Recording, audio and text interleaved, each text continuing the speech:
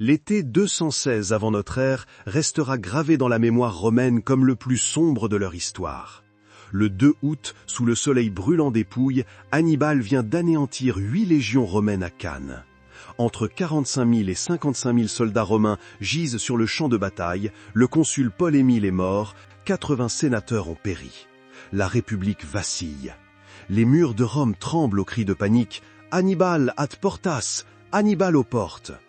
Mais ce que Rome ignore encore, c'est qu'un deuxième désastre se prépare au nord. Dans la brume humide de la plaine du Pô, dans une forêt appelée Litana, un piège mortel attend les légions. Les Boiens, ce peuple celte installé en Italie depuis plus d'un siècle, ont décidé que le moment est venu de frapper. Ils ne se contentent pas d'observer la chute de Rome depuis les gradins, ils veulent leur part de gloire et de vengeance. L'histoire que vous allez découvrir est l'une des plus macabres de l'Antiquité. Elle implique un consul romain, 25 000 soldats, des arbres utilisés comme armes mortelles et un crâne humain transformé en coupe sacrée. Cette histoire vraie révèle non seulement l'ingéniosité tactique des Celtes, mais aussi leurs croyances les plus profondes sur la vie, la mort et le pouvoir spirituel contenu dans la tête des ennemis vaincus. Pour comprendre ce qui s'est passé dans la forêt de Litana, il faut d'abord connaître les Boiens. Ce n'était pas n'importe quel peuple celte. Les Boiens étaient des migrants audacieux qui avaient quitté leur terre d'origine quelque part en Europe centrale au début du IVe siècle avant notre ère. Certains historiens pensent qu'ils venaient de la région qui deviendra la Bohême. D'ailleurs, le nom même de Bohême vient de Boiohemum, la terre des Boiens.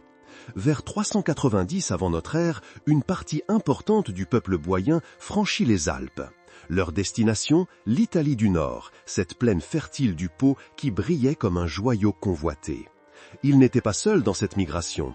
Les Sénons, les Lingons, les Cénomans, d'autres peuples celtes descendent également vers le sud à cette époque. Ensemble, ils constituent ce que les Romains appellent avec mépris et crainte la Gaule cisalpine, la Gaule en deçà des Alpes. Les Boiens s'installent dans la région de l'actuelle Bologne. Ils trouvent là une cité étrusque florissante nommée Felsina. Sans hésiter, ils la prennent, la colonisent et la rebaptisent Bononia. Ce sera leur capitale pendant plus de 2 siècles. La plaine du Pô leur offre tout ce dont un peuple peut rêver. Des terres riches pour l'agriculture, des rivières poissonneuses, des forêts giboyeuses et surtout de l'espace. Beaucoup d'espace. Contrairement à ce que racontent les Romains, les Boiens ne sont pas simplement des barbares sanguinaires. Ce sont des métallurgistes talentueux, des artisans habiles certes, mais aussi des bâtisseurs. Ils créent des oppida, ces agglomérations fortifiées caractéristiques de la civilisation celtique. Ils frappent leur propre monnaie, ils commercent avec les Étrusques, avec les Grecs, même avec des peuples lointains. L'archéologie a révélé la richesse de leur culture matérielle. Bijoux d'or finement ciselés, armes décorées de motifs complexes, céramiques élaborées. Mais surtout, les Boiens sont des guerriers. Leurs cavaliers sont réputés dans toute l'Italie. Ils utilisent des chars de guerre, technique qu'ils ont importée de leur terre d'origine. Leurs fantassins manient de longues épées de fer qui terrifient l'adversaire. Contrairement aux Romains qui combattent en formation serrée et disciplinée, les Celtes privilégient l'attaque impétueuse, le choc frontal, le combat individuel où chaque guerrier peut montrer sa valeur. Et cette valeur, pour un guerrier boien, se mesure en tête, littéralement.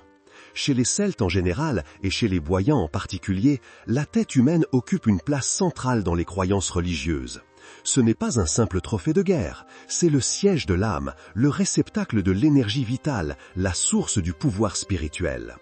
Couper la tête d'un ennemi vaincu n'est pas une mutilation gratuite, c'est un acte rituel chargé de signification. Plusieurs auteurs antiques ont décrit cette pratique avec horreur. Diodore de Sicile raconte que les Celtes coupaient les têtes de leurs ennemis et les suspendaient au cou de leurs chevaux ou au bout de leurs lances. Strabon affirme qu'ils embaumaient les têtes des adversaires les plus prestigieux avec de l'huile de cèdre et les conservaient précieusement dans des coffres. Tite-Live mentionne qu'ils exposaient ces têtes à l'entrée de leur maison et de leur temple. L'archéologie a confirmé ces témoignages. À Entremont en Provence, les fouilles ont révélé un sanctuaire celte où des crânes étaient exposés, fichés sur des poteaux. L'analyse chimique de ces crânes a montré la présence de résines de conifères et de substances aromatiques, preuve qu'ils avaient été traités, probablement bouillis dans un mélange de plantes médicinales pour préserver les tissus, puis enduits de résine. Ce n'était pas de la barbarie primitive, c'était une technique sophistiquée d'embaumement. Mais pourquoi cette obsession pour les têtes? Les Celtes croyaient que l'âme résidait dans la tête. En capturant la tête d'un ennemi valeureux, ils s'appropriaient une partie de sa force vitale, de son courage, de son pouvoir spirituel. C'était une forme d'immortalité. Le guerrier vaincu continuait d'exister, mais sous le contrôle du vainqueur. Sa puissance ne disparaissait pas, elle était transférée, absorbée, cannibalisée spirituellement. Cette croyance explique aussi pourquoi certains crânes étaient transformés en coupes à boire. Boire dans le crâne d'un ennemi, c'était littéralement absorber son essence, ingérer sa force, faire sienne sa vaillance. Et si ce crâne était celui d'un chef ennemi prestigieux, d'un général, d'un consul romain par exemple, alors sa valeur devenait inestimable. Il devenait un objet sacré, utilisé lors des cérémonies les plus importantes, lors des libations offertes aux dieux. Les druides, la classe sacerdotale des Celtes, encadraient ces pratiques. Ils ne les considéraient pas comme de la sauvagerie, mais comme des rituels religieux légitimes. Dans leur cosmologie, la mort n'était qu'un passage, l'âme était immortelle et se réincarnait. Mais entre deux incarnations, l'âme pouvait être capturée, manipulée, utilisée. Le crâne était l'interface entre le monde des vivants et celui des esprits. Cette vision du monde va se heurter frontalement à celle de Rome.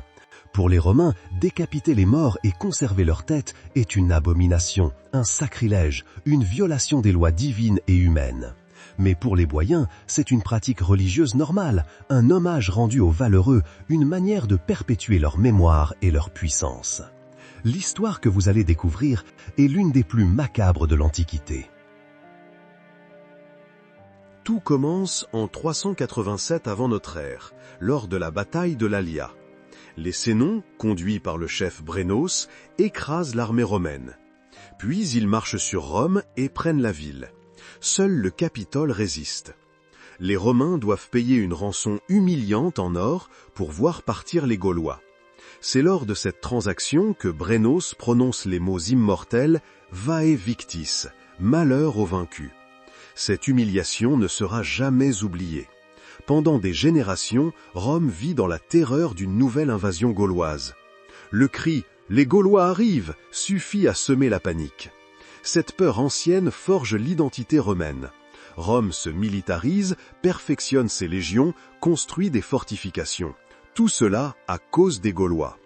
Mais Rome ne se contente pas de se défendre, elle attaque.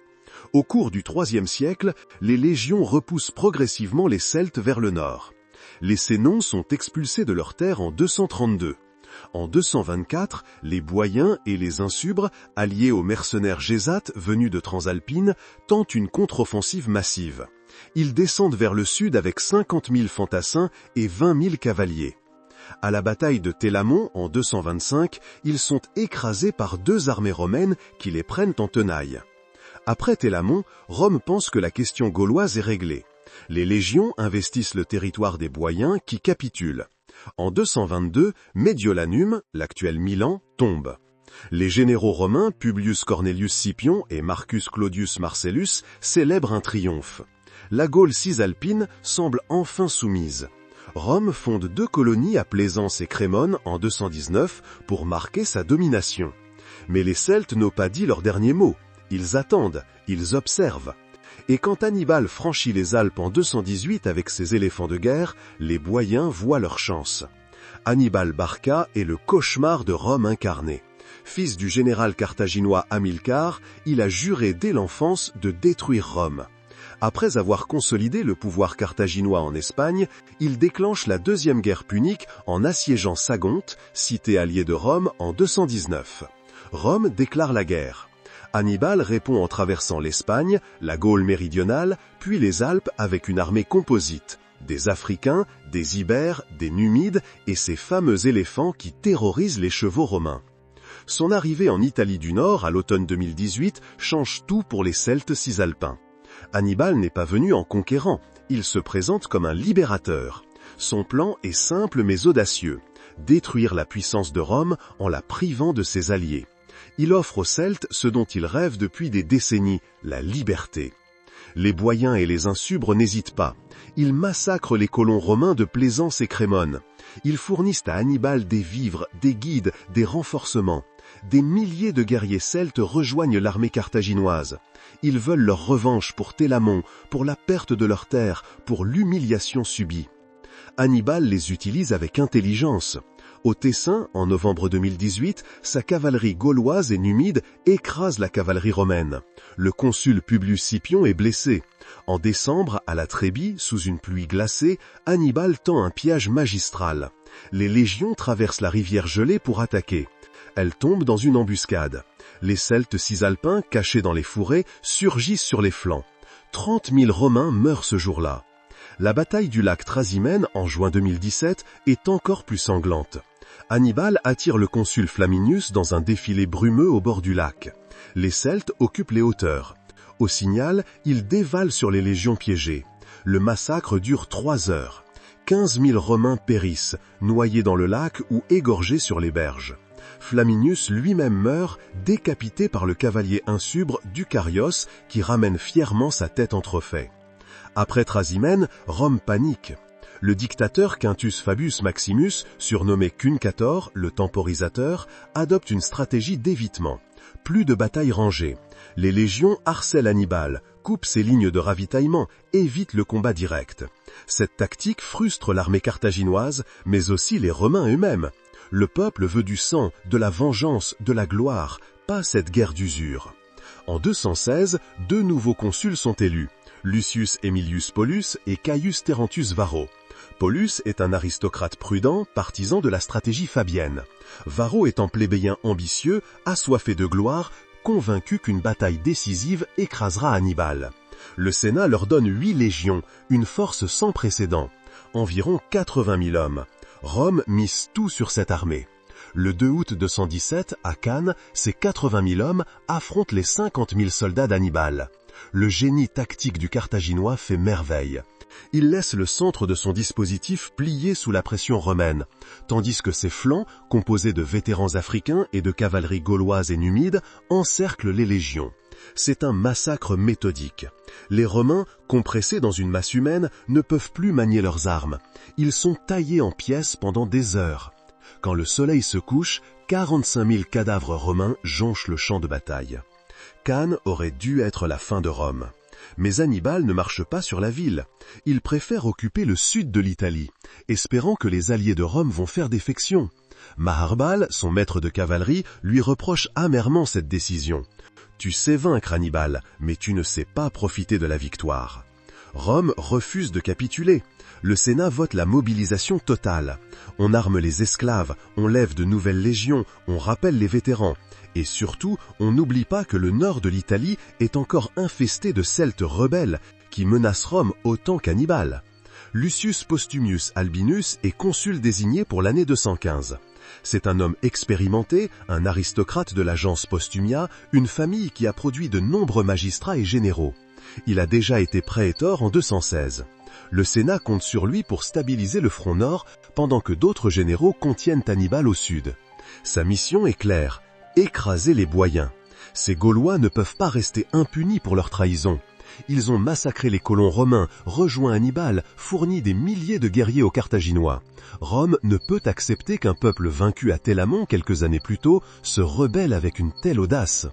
Postumius rassemble 2 légions romaines complètes, environ 10 000 hommes. Mais ce n'est pas suffisant pour une campagne contre les Celtes. Il lève donc des contingents alliés dans les territoires de la mer supérieure, c'est-à-dire l'Adriatique.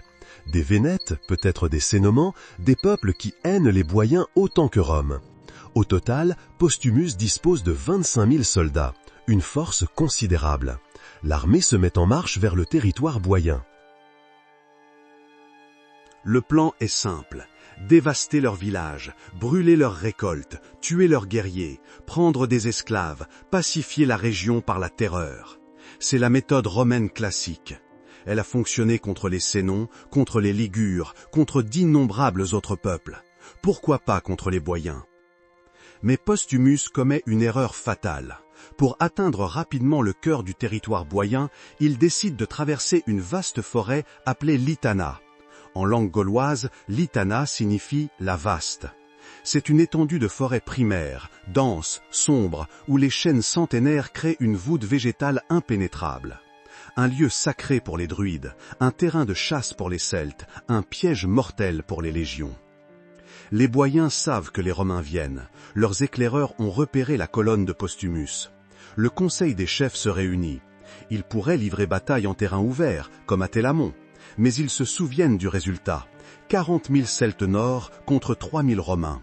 En terrain ouvert, les légions sont presque invincibles. Leur discipline, leur formation en manipule, leur tactique éprouvée, tout cela donne un avantage écrasant. Mais dans la forêt, les règles changent.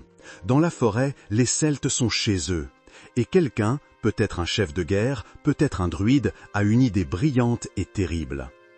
Les Boyens connaissent chaque sentier, chaque clairière, chaque cours d'eau de la forêt de Litana. Ils savent que les Romains devront emprunter un passage étroit qui serpente entre les arbres géants. Ce passage existe depuis des siècles, créé par les chasseurs et les marchands. C'est le seul itinéraire praticable pour une armée entière. Les guerriers boyens se mettent au travail. Avec leurs haches de fer, ils entaillent les arbres qui bordent le chemin. Pas n'importe comment. Ils coupent profondément les troncs à la base, mais sans les abattre complètement.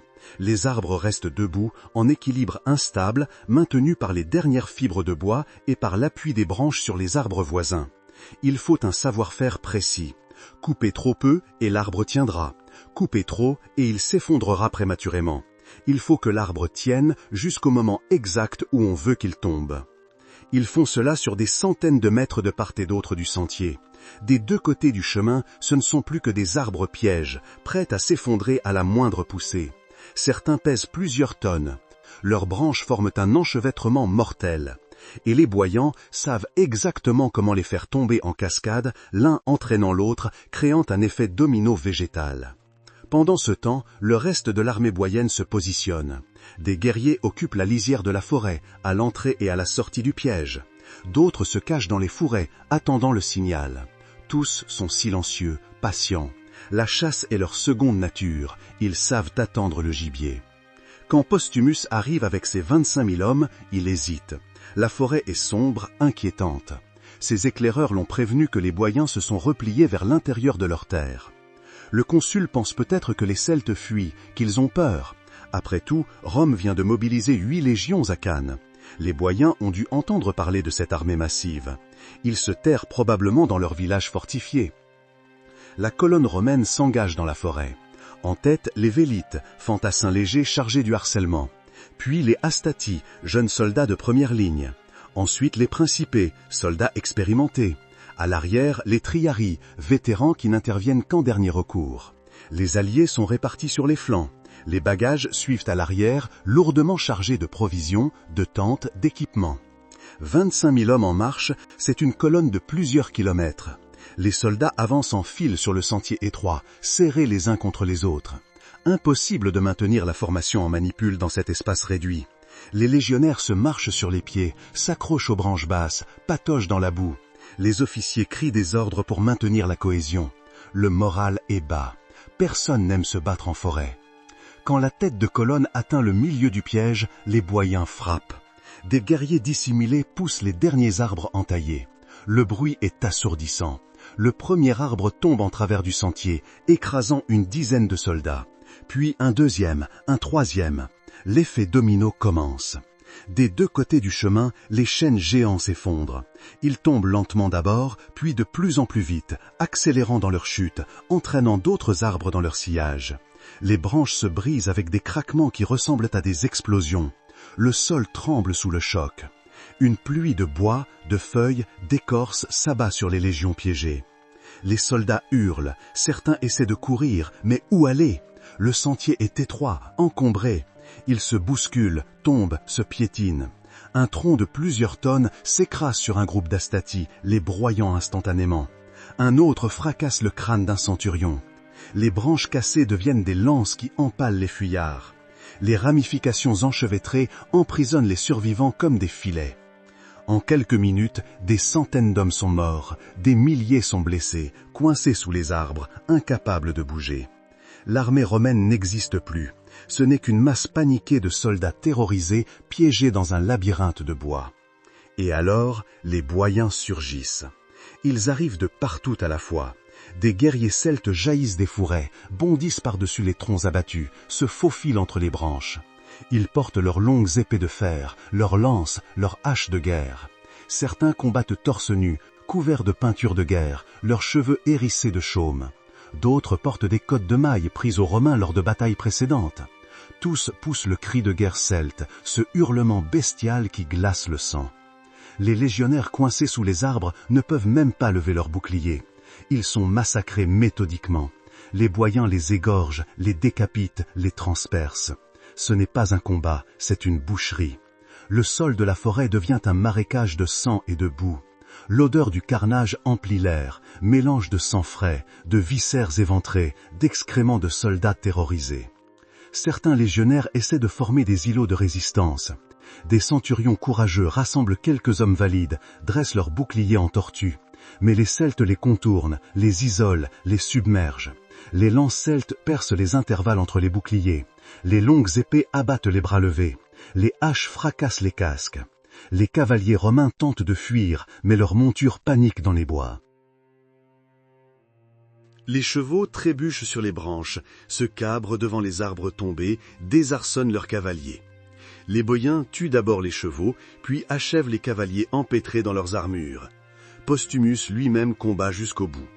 Les sources racontent qu'il refuse de se rendre, qu'il préfère mourir en soldat plutôt qu'être capturé vivant. Il sait ce que les Celtes font à leurs prisonniers. Il a entendu les histoires. Il préfère une mort rapide.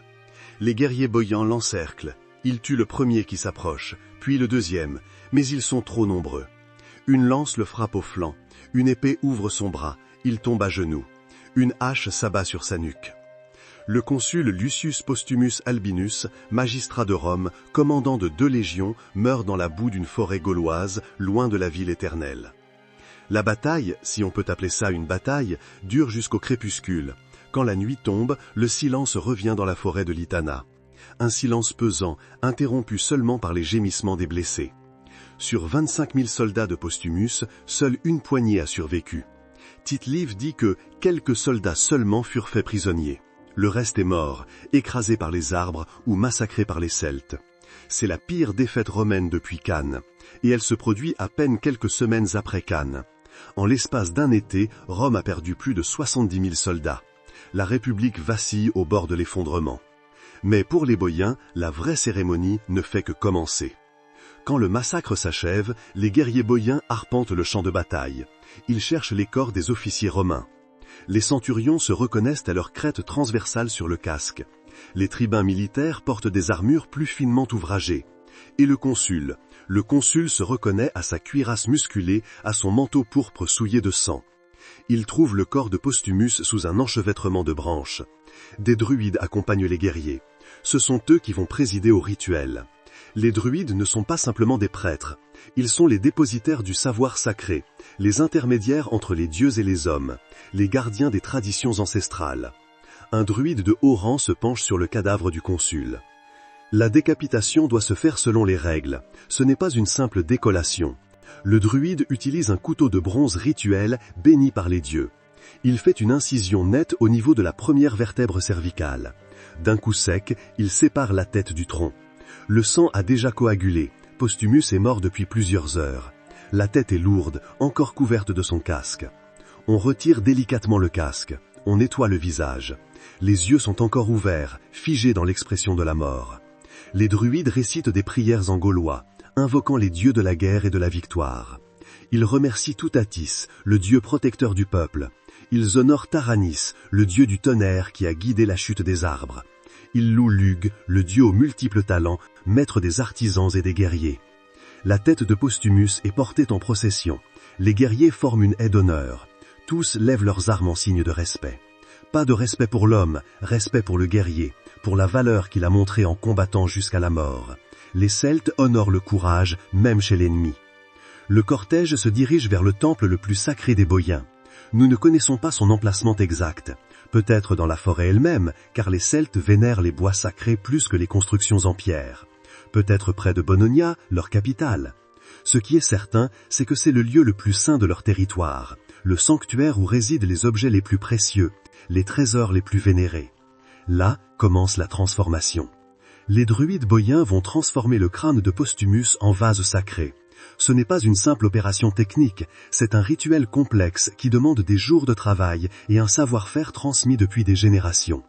D'abord, il faut vider le crâne. On retire le cerveau, les yeux, tout ce qui est périssable. Cette opération est délicate, le crâne doit rester intact, sans fissure. Les druides utilisent des outils spéciaux, des crochets de bronze, des spatules. Ils travaillent avec précision, presque avec tendresse. Ensuite vient le nettoyage. On fait bouillir le crâne dans de grandes marmites remplies d'eau et d'herbes médicinales. Ce bouillon spécial contient des plantes aux propriétés antiseptiques, de la chiée, de l'ortie, du sureau. Les Celtes connaissent les vertus de ces plantes. Le bouillon purifie le crâne, élimine les dernières chairs, blanchit l'os. Après plusieurs heures d'ébullition, le crâne est retiré et séché. C'est maintenant un objet blanc et lisse, presque translucide à certains endroits. Mais ce n'est pas encore une coupe, il faut le découper. Tite-Live nous dit exactement comment les boïens procèdent. La tête fut vidée et, selon l'usage de ces peuples, ornée d'un cercle d'or ciselé. Les artisans celtes scient le crâne au-dessous des sourcils. C'est la méthode standard. On obtient ainsi une calotte crânienne qui forme un bol naturel. Le sommet du crâne devient le fond de la coupe, la partie sciée devient l'ouverture. Les bords sont polis, rendus lisses, on ne veut pas que les lèvres se coupent en buvant. Les artisans utilisent des pierres ponces, du sable fin, de l'huile. Le travail prend des jours, chaque détail compte. Cette coupe va servir pendant des décennies, peut-être des siècles, elle doit être parfaite. Puis vient l'ornementation. C'est là que l'art celte s'exprime pleinement. Les orfèvres boïens sont parmi les meilleurs de leur temps. Ils maîtrisent la technique de la cire perdue, du filigrane, de l'émaillage. Pour le crâne de Postumus, ils créent un cercle d'or ciselé qui enserre le bord de la coupe comme un diadème. Ce cercle n'est pas un simple anneau, c'est une œuvre d'art. Les orfèvres y gravent des motifs celtes traditionnels. Des entrelacs, des spirales, des trisquelles, ce symbole à 3 branches qui représente le mouvement perpétuel, le cycle de la vie et de la mort, la trinité des mondes. Peut-être y grave-t-il aussi des scènes de la bataille, des arbres qui tombent, des guerriers victorieux, le consul décapité. L'or utilisé n'est pas n'importe quel or, c'est de l'or pur, extrait des rivières alpines, fondu et raffiné par les meilleurs métallurgistes. Les Celtes savent où trouver l'or, comment le travailler. Leurs bijoux rivalisent avec ceux des Grecs. Le cercle d'or qui orne le crâne de Postumus pèse probablement plusieurs dizaines de grammes. C'est un investissement considérable, une marque de l'importance qu'on accorde à cet objet. Quand le crâne est terminé, le crâne est méconnaissable. Ce n'est plus une tête humaine. C'est un vase sacré, un calice magnifique où brille l'or contre la blancheur de l'os. C'est l'union du trophée de guerre et de l'art, du religieux et du militaire, de la mort et de la vie. Tite-Live précise l'usage qui sera fait de cette coupe. Leur servit de vase sacré pour offrir des libations dans les fêtes solennelles. Ce fut aussi la coupe du grand pontife et des prêtres du temple. Cette coupe n'est pas utilisée pour boire du vin lors de banquets ordinaires. Elle est réservée aux occasions les plus importantes du calendrier religieux celte. Les Celtes ont 4 grandes fêtes dans l'année, marquant les transitions entre les saisons. Imbolc, le 1er février, célèbre le retour de la lumière, la lactation des brebis, la promesse du printemps. Beltane, le 1er mai, est la fête de la fertilité, du feu, de la vie qui explose. Lughnasadh, le 1er août, honore les moissons, la gratitude envers les dieux pour la nourriture. Et Samin, autour du 1er novembre, marque la fin de l'année pastorale, le moment où le voile entre le monde des vivants et celui des morts s'amincit. C'est lors de ces fêtes solennelles que le crâne de Postumius est utilisé. Le grand pontife, probablement le druide le plus ancien et le plus respecté, remplit la coupe de vin ou d'hydromel. Il lève le crâne vers le ciel, invoquant les dieux. Puis il verse une partie du liquide sur l'autel ou sur le sol, c'est la libation, l'offrande aux divinités. Le reste, il le boit. En buvant dans le crâne de Postumius, le druide s'approprie symboliquement la force vitale du consul. Il absorbe son courage, sa détermination, son énergie de commandant. Mais plus encore, il s'empare de son pouvoir politique. Postumius représentait Rome, la puissance qui a vaincu les Boïens à Télamon, qui a colonisé leurs terres, qui a tenté de les détruire. En buvant dans son crâne, les Boïens inversent symboliquement cette domination. Rome est vaincue, humiliée, réduite à n'être qu'un récipient au service des dieux celtes. Les autres prêtres du temple boivent aussi dans la coupe. Chacun à leur tour, lors des cérémonies, ils portent le crâne à leurs lèvres. C'est un privilège immense. Seuls les druides de haut rang peuvent toucher cet objet sacré. Pour les guerriers ordinaires, voir le crâne est déjà un honneur. Le toucher serait un sacrilège. La coupe est conservée dans le temple, probablement dans un coffre sacré, enveloppé dans des tissus précieux. Entre les cérémonies, elle repose dans l'obscurité, attendant la prochaine fête. Des offrandes sont déposées à ses pieds, des bijoux, des armes, de la nourriture. On honore le crâne comme on honorerait une divinité. Avec le temps, le crâne devient légendaire. Les guerriers boyens racontent l'histoire de sa création à leurs fils. Les druides transmettent le récit de la bataille de Litana. Postumius devient une figure mythique, le consul romain qui a osé pénétrer dans la forêt sacrée et qui a payé le prix ultime.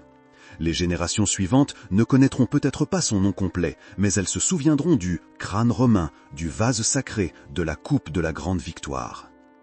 À Rome, on attend des nouvelles de Postumius. Les semaines passent. Rien.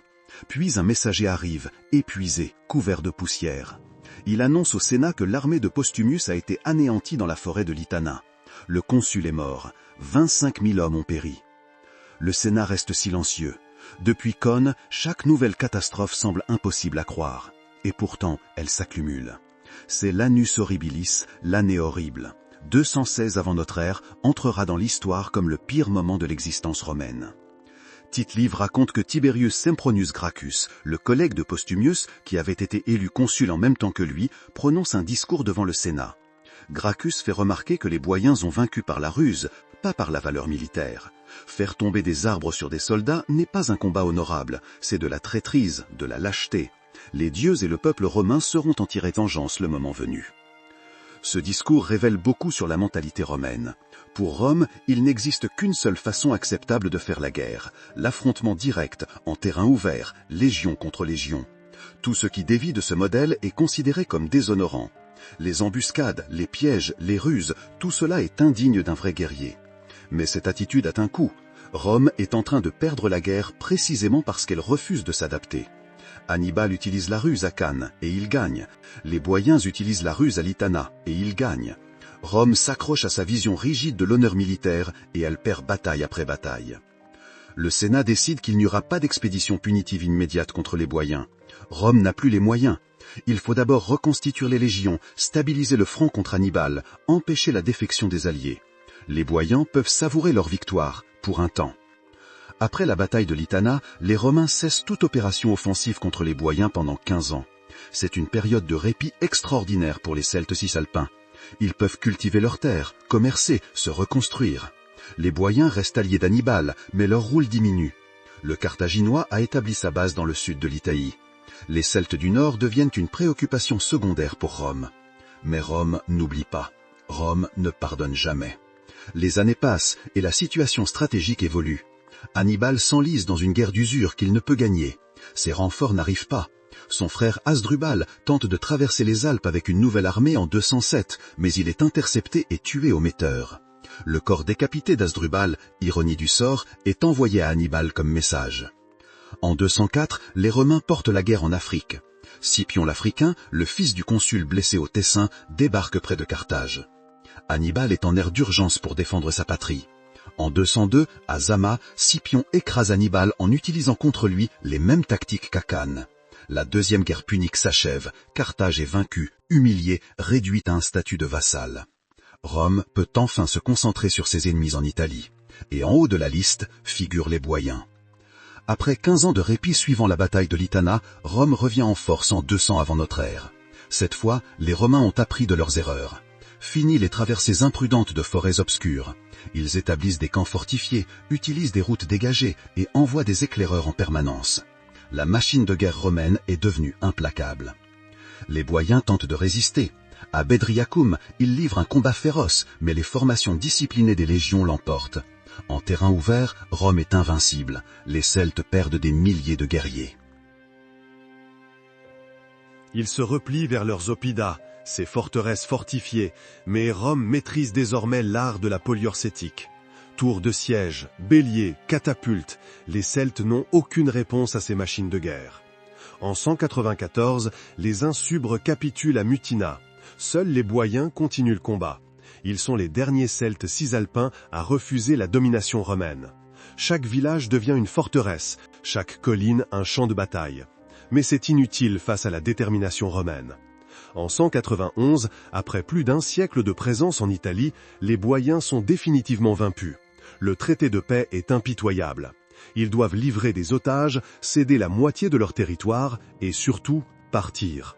Rome les expulse de leurs terres ancestrales. Certains migrent vers la Pannonie, en Hongrie actuelle, d'autres remontent vers la Bohême. Strabon raconte qu'en Pannonie, ils sont finalement exterminés par les Daces. Les Boïens disparaissent progressivement de l'histoire.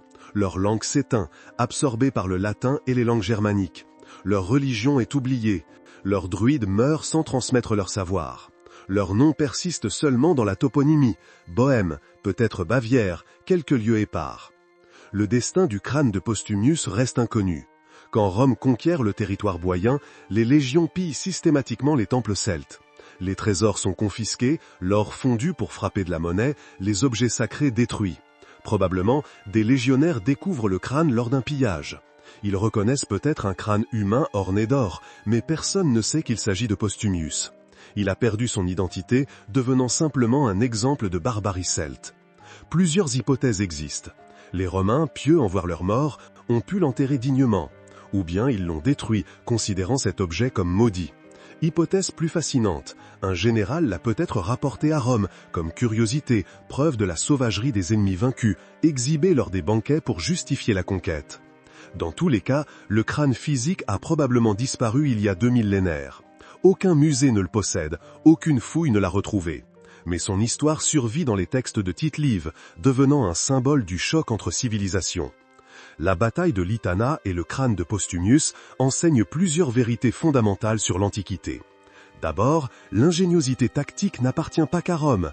Le pillage boïan était d'une sophistication remarquable. Utiliser la forêt comme arme, calculer précisément la chute des arbres, coordonner des centaines de guerriers, tout cela démontre que les Celtes étaient des stratèges capables de rivaliser avec les meilleurs généraux romains, non des sauvages impulsifs. Ensuite, le choc des cultures touche aux croyances les plus profondes. Pour les Boïens, transformer le crâne en coupe sacrée était un acte pieux, une manière d'honorer les dieux et de s'approprier la force vitale de l'ennemi. Pour Rome, c'était une abomination, prouvant que les Celtes méritaient d'être conquis. Qui avait raison? La question n'a pas de sens. Les deux cultures opéraient selon des cosmologies incompatibles. Les Celtes croyaient en la réincarnation et la continuité entre vivants et morts. Les Romains croyaient en leur séparation stricte. Ce choc a produit des horreurs des deux côtés, décapitation celte contre crucifixion romaine, sacrifice humain contre combat de gladiateurs. L'histoire révèle aussi la résilience extraordinaire de Rome. En 216, la République semblait condamnée avec Hannibal au sud et les Celtes au nord. Mais Rome survit, se relève, apprend, s'adapte. Cette obstination lui permet de dominer la Méditerranée pendant des siècles. Mais cette victoire coûte cher. L'extermination des Boïens efface une culture unique, une vision du monde différente, un art que nous ne connaîtrons jamais. La pratique celte des têtes coupées a profondément marqué l'imaginaire occidental. Des épopées irlandaises médiévales aux films d'horreur moderne, l'image du crâne coupe hante notre culture. Cette persistance suggère qu'elle répond à quelque chose de profond dans la psyché humaine. L'idée que la tête contient l'essence de la personne, que s'approprier la tête, c'est s'approprier le pouvoir. Si une leçon doit être retenue, c'est celle-ci. L'histoire est écrite par les vainqueurs, mais pas complètement. Rome a gagné, imposé sa vision du monde, romanisé les Celtes. Et pourtant, nous connaissons l'histoire des Boïens. Paradoxalement, en décrivant avec horreur le destin de Postumius pour dépeindre les Celtes comme barbares, Tite-Live a immortalisé leurs adversaires. Les Boïens voulaient que le crâne témoigne de leur victoire. Ils ont réussi, mais différemment. Aujourd'hui, 2000 ans après, nous parlons encore de ce crâne. Les Boïens ont disparu, mais leur victoire est immortelle. Aujourd'hui, la forêt de Litana n'existe plus. Bologne prospère où se trouvait Bononia. Des autoroutes traversent les anciennes terres boïennes. Aucun monument ne commémore la bataille. L'histoire est enfouie sous 2 millénaires d'occupation. Mais l'histoire reste. Dans les textes, les études historiques, les reconstitutions. La forêt de Litana existe encore comme lieu de mémoire où se sont affrontées deux visions du monde. Peut-être que quelque part, enterré sous des mètres de terre, le crâne attend. Car c'est le propre des objets sacrés. Ils survivent, ils témoignent. Le crâne accomplit encore sa mission, non comme objet physique, mais comme récit, symbole, fenêtre sur un monde révolu. L'histoire rappelle que rien n'est éternel. Rome a vaincu les Boïens, mais Rome elle-même est tombée. La roue de l'histoire tourne sans cesse. Dans cette danse de pouvoir et destruction, une chose persiste, la mémoire. Les Boïens ont perdu la guerre, mais gagné l'immortalité. Le véritable pouvoir du crâne-coupe n'était pas de conférer la force, mais l'immortalité à ceux qui l'ont créé, cristallisée dans l'or et l'os, préservée éternellement dans les récits de leurs ennemis.